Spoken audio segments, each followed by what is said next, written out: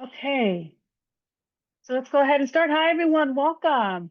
Welcome to this presentation of the DRC, otherwise known as the Disability Resource Center. My name is Andrea Mena, and I am an accommodation specialist. And my co-host is Kara Skinner. And if you need to see captions, is this correct, Kara? Then you go down to the bottom of the Zoom page where you see CC. On the bottom, kind of on the right-hand side, click on CC, and the captions will pop up if you want to see those. So again, welcome. Congratulations on your being admitted to UC Santa Cruz. We're so excited to have you. And today we're going to do a small presentation for you to let you know what the DRC is.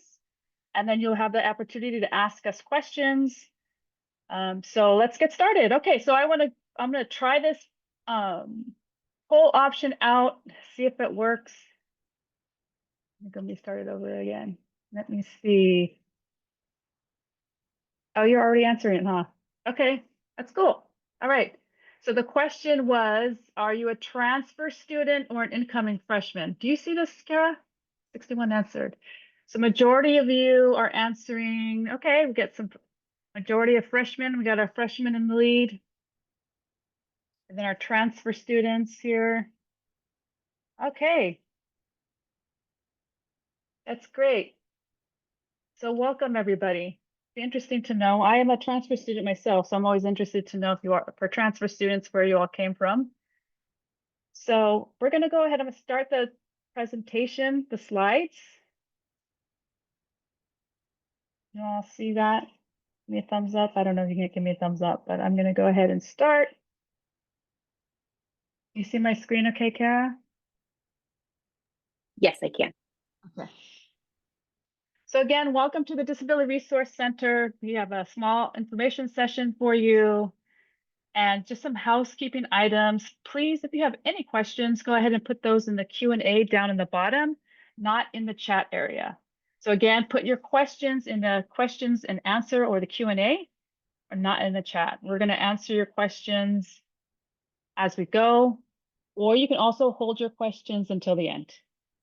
And then the link for the DRC welcome form is in the chat. I can do that too. And then you want to go ahead and put the email for the DRC, Kara, in that Yeah, chat. I will in a second. I think it's on the end too as well. So yeah, all our contact information will also be at the end of this presentation. Okay, so this is some of the highlights that we're going to be covering today. Who is the DRC, or some of the things we're going to cover today. We'll talk a little bit about the social model of disability. And you all probably want to know how you affiliate or register with the DRC to get started. I'll talk a little bit about your rights and responsibilities as a student, and then finally some questions and answers at the end. So who is the DRC? The DRC is an acronym for Disability Resource Center. So our mission statement is right here. So if you want to read it, you can read it. So it's basically to provide equal access and have you participate in the classroom, on campus. We serve over 2,500 undergraduate and graduate students. Some students have lifelong disability, identify with having a lifelong disability, and some may have recently acquired a disability or recently have a new diagnosis.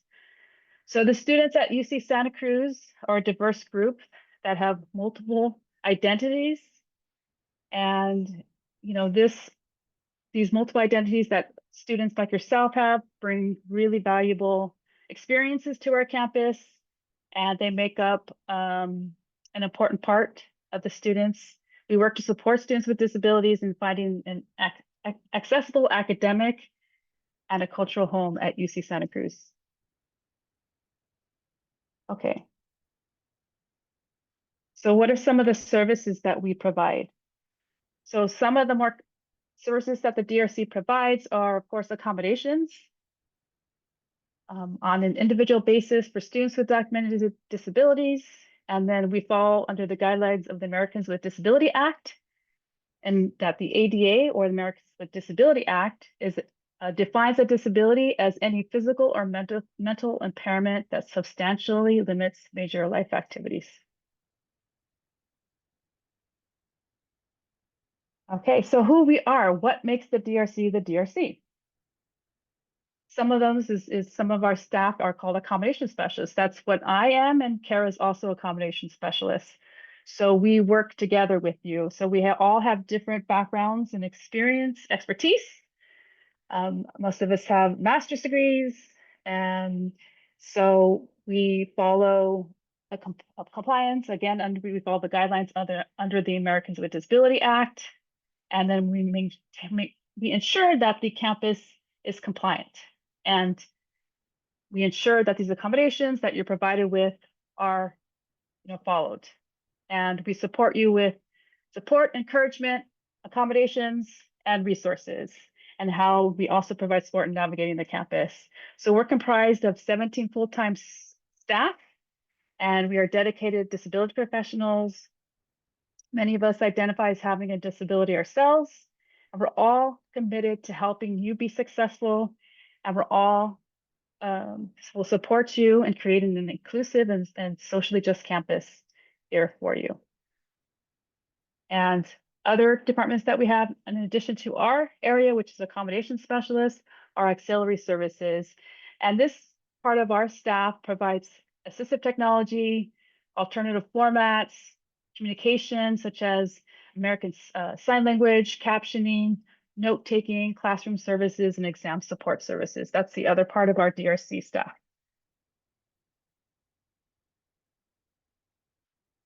So the DRC follows this idea of the social model of disability. And so what is that? The social model of disability is this idea that disability is a product of these barriers that are set up, or barriers that exist, attitudes, stereotypes, rather than looking at, we see those as barriers. We don't see, the idea is that the person with a disability shouldn't be fixed. It should be the system that is set up that should be fixed. And it emphasizes that everyone is responsible for creating and removing barriers that prevent people with disabilities from fully participating in life. Essentially what it is. So again, this social model of disability identifies those systematic barriers and attitudes that it might exist. So the traditional medical model views the individual person, body and mind as the primary cause of inequality of their disability. So the social model seeks to challenge these power imbalances that might exist within society and redefine what disability means as a diverse expression of human life. Okay, so how do we do this, and how do we live out the mission of the DRC? Is we provide academic accommodations that break down these barriers that exist on campus and in the classroom. The whole idea is to make an inclusive educational environment where everyone is successful, but sometimes that's not always the case. And so we provide academic accommodations to break down some of these barriers. And we establish these academic accommodations along with you in what we call an interactive process. And this interactive process starts the minute that you meet first with an academic accommodation specialist, and it's ongoing. So sometimes as freshmen, you don't really know what the barriers that will exist, but we'll ask the right kind of questions of what accommodations you had before and what worked for you. Transfer students may already have accommodations or that they used in the community college or the former university or college they were at. So we work together with you to identify some of the impacts that you experience and come up with reasonable accommodations. Students, faculty, and all DRC have important roles in this interactive process. We get to know you, we get to know your life story, we ask you questions, and we come up with a plan that's going to work for you. And this is ongoing. So even though maybe you may not experience any barriers now, doesn't mean they won't exist in the future. So we're always here to support you and discuss what some accommodations would be based on the documentation you provide for us and also in the conversation that we have with you.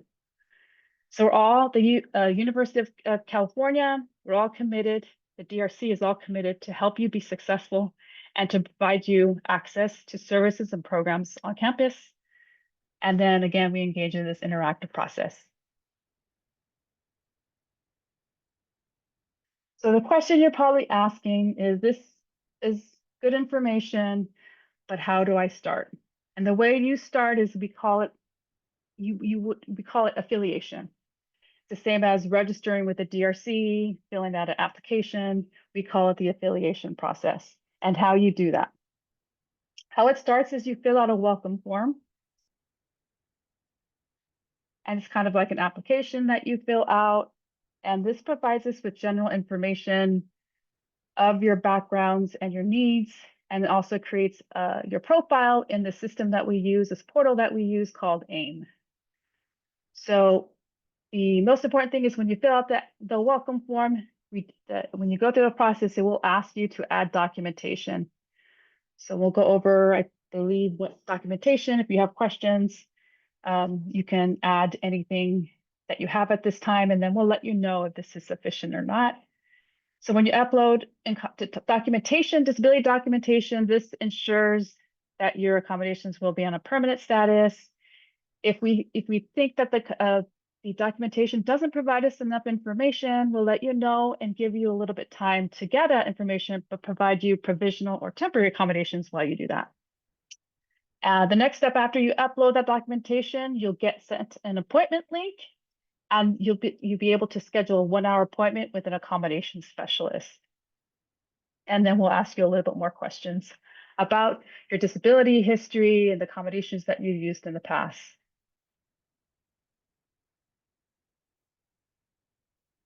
Okay, so what can you expect? So your first appointment is an opportunity for you to share your experiences and the impacts of your disability in all academic environments with your specialist. You will meet with your accommodation specialist and review your documentation. So we're going to review your documentation in advance of our appointment. Again, we'll let you know if this is sufficient. And more common documentation that students provide are listed in our website, but most often students submit a 504 plan or IE plan or an IEP or individual education plan. And these sometimes give us enough information, but sometimes they don't provide enough information, but we will definitely let you know. Also, documentations includes medical documentation and psychological or educational reports or assessments. So when you meet with when you meet with your specialist, we'll ask you questions on how your disability impacts you across all learning environments. And this includes like mostly being in the classroom, when you're in your dorm or your place doing your homework. Sometimes it could involve like how you get to classes. So we'll identify those barriers with you to learn. So this is how we become accommodations. So anything that you have, bring all your questions to your appointment and we can answer anything that you might have. If you decide to bring a support person with you, say a family member or any kind of support person, we ask that you complete a FERPA, which is a release of consent that you're allowing this person to sit with you in this appointment. If you decide you want to have someone come and support you in your first meeting, it's perfectly okay. Just know that the meeting is between you and your specialist, and then the person, if you give them permission, can ask questions on your behalf. So there is a location in AIM once you get access to the AIM portal to also enter this information for a release in AIM, and then we will follow up with you soon after that, within 1 to 2 business days after your appointment. So, okay. Okay, we do provide any referrals to campus partners, and most common is tutoring is one of them. And then anything else that we think your advisors, if we can't answer certain questions related to academics, We'll often refer you to your academic advisors or major advisors, and then we'll provide you information on the next steps. So how you notify instructors that you have these accommodations.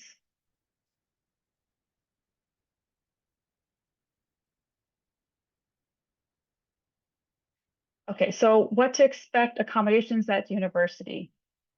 So if you had accommodations in K through 12, you followed under these set of policies and laws called the IDEA, which is Individuals with Disability Act. And often in K through 12, you have these plans called 504s or IEPs. So the IDEA, or the Individuals with Disability Act, is a federal law that governs special education services for children from birth through high school graduation or age 21. So schools provide a free, appropriate public education to kids with disabilities. If a student with disability qualifies school, the schools must offer education services through an IEP. So we compare the IDEA to comparison is similarity with the university and colleges is the ADA, which is Americans with Disability Act. So when you're in K through 12, you follow this IDEA legislation, but in the college or university, we follow the guidelines under the Section 504 and the ADA. Okay, so Section 504 is non-discrimination civil rights requiring schools, or public or private, who receive any kind of federal financial assistance for education purposes, that people do not discriminate against children with disabilities. So again, the Americans with Disability Act is similar to 504.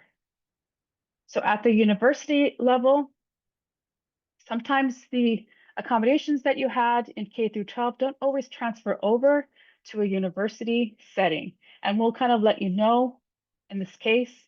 We'll ask you what you did use, what worked for you in your K through 12, and we'll let you know if this is something that is a reasonable accommodation that you could have at the university. The whole idea between accommodations that you're given is that they don't fundamentally alter a course outcome. So in the courses that you're taking at university, you usually have a set of course objectives or course outcomes. Everybody, regardless of disability, must meet these course outcomes, and academic accommodations help you to meet those course outcomes, but they can't adjust the skill set or the requirements that you must do to complete all the requirements for that class. So we talked to you about this, provide you accommodations, and let you know how these accommodations would work in the classroom. And they're always there to support you if professors give you any pushback or decide that you do not get to use this a certain accommodation. We're here to support you. So again, if you think that you're being denied these accommodations in the classroom or from your professor, you let us know and we help you to advocate. We help to advocate on your behalf, and we're here to support you. So we all have to engage with the faculty in an interactive process as well to ensure that your accommodations are being delivered or given to you. And so what are your rights and responsibilities as a student here with the DRC at UC Santa Cruz? So it is your right to have confidentiality and privacy. We ask that you don't share your disability with your professors. We only ask that we suggest that you share the accommodations, or of course your accommodations, and how they can meet these accommodations with you. So we do not share any information outside our office, just so that you know that. We provide timely accommodations and communication, and it's your right, and we'll let you know of your rights. If you are denied any accommodations, we'll let you know about the process of being able to file any complaints or grievances should you experience any kind of discrimination or denial of accommodations, if it comes to that point. Your responsibilities to us is to disclose what your disability is and let us know how you experience disability impacts, so we can provide appropriate accommodations. It is your responsibility also to provide documentation to our office And then also your responsibility to make an appointment to meet with us so that we can discuss your needs, your impacts, and provide you with adequate accommodations. And again, we do this in the interactive process. And then it's your responsibility to notify faculty that you have these accommodations through what we call academic access letters. And we'll give you all this instructions in your meeting, so you're not going to have to do anything on your own. We guide you through it. And then it's your responsibility to let us know if you have any problems or issues or any pushback or any denial of these accommodations. So again, in order to use your accommodations, you must notify your faculty or your instructors that you have these accommodations every quarter.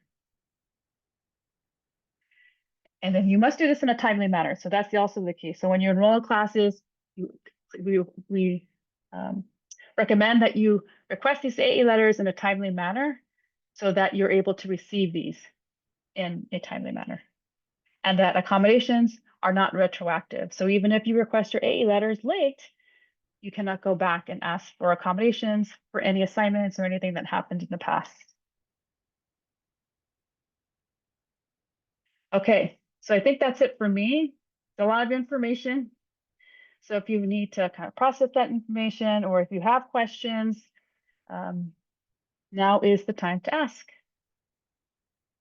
And if you happen to think of questions after we end the session, you're more than welcome to give our office a call. And you also see the email of our office down in the slide.